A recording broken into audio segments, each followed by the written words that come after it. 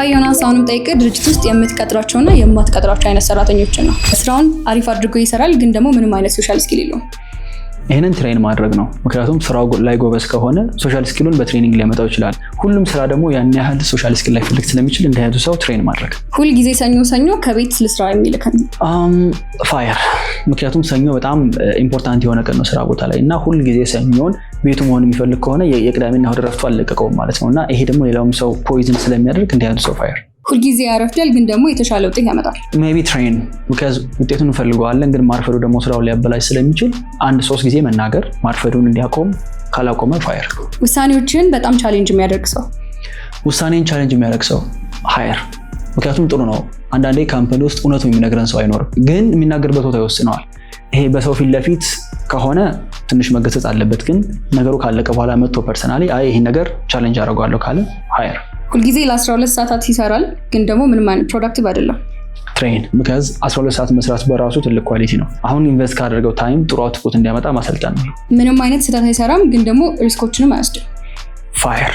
ስህተት የማይሰራ ሪስክ የማይወስድ ሰው ነው ሲጀመር። ይህንን በትሬኒንግ ራሱ ለማምጣት ይከብዳል። ሁልጊዜ መጥፎ ነገር ሲፈጠር መጥቶ የሚነግርህ ወይም አቃጣሪ የሚባለው እንጂ ቤዚክሊ ኮምፕሌን የሚያደርግ ሰውን ያልወድም ስራ ቦታ ላይ። ስለዚህ as much as possible ኮምፕሌን ማድረጉን እንዲያቆም ነው ትሬን ማድረገው። ካልቻለ ግን ፋየር። ለሁሉም ነገር የመጣ ኮምፕሌን የሚያደርግ ከሆነ ምንም አይሰራል።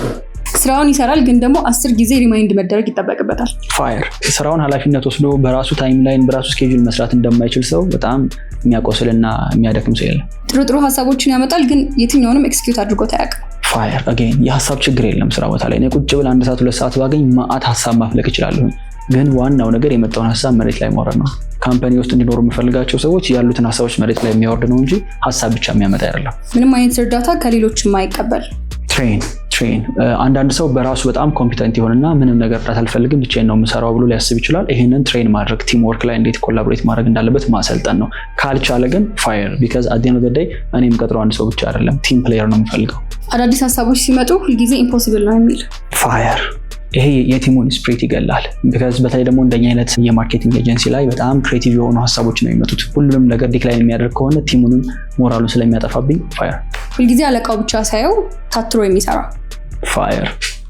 ቢካዝ የቢዝነስ አንዱ ዓላማ ሲኢኦ በሌለበት ወይም ደግሞ ባለቤቱ በሌለበት ቢዝነሱ ኦፕሬት እንዲያደርግ ማድረግ ነው። ለዛ ደግሞ ኃላፊነት የሚወስዱ ሰዎች ያስፈልጋሉ። ስለዚህ ኃላፊነት አይሰማውም ማለት ነው ሰው። የካምፓኒውን ሁሉንም ህግ ያውቃል፣ ግን ደግሞ ብዙ ጊዜ ብሬክ ያደርጋቸዋል። ህጉን እያወቀ ብሬክ የሚያደርግ ሰው አይ ቲንክ ይሄ በማስጠንቀቂያ ብዙ መታለፍ የሚችል ነው ያስባለሁ። ግን ስቲል አሮጋንቱ ነው ወይም ደግሞ ሆነ ብሎ ከሆነ ህግ ብሬክ እያደረገ ያለው እንዲህ አይነቱ ሰው ፋየር፣ ምንም ጥያቄ የለውም።